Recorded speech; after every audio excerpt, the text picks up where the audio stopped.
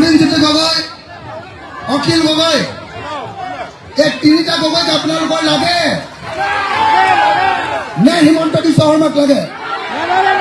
নালাগে, নালাগে, নালাগে। তেতিয়াহ'লে প্লিজ এবাৰ থিয় হৈ আহক, আমি এটা শপত কৰোঁ। সকলোৱে হাতৰ মুঠি ওপৰলৈ তোলক, এনেকে টান কৰি সকলোৱে এই ডেকা ল'ৰাকেইটা উঠা হাতৰ মুঠি ওপৰলৈ তোল। আজি কেই তাৰিখ? আজি 1 এপ্ৰিল তাৰিখে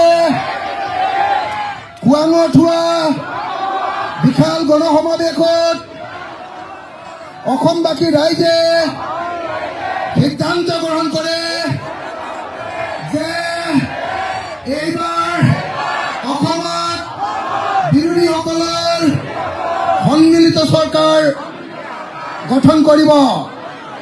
এইবাৰ খোৱাংবাসীয়ে লুৰিণজ্যোতি গগৈক নিজৰ প্ৰতিনিধি ৰূপে বাছি পঠিয়াব।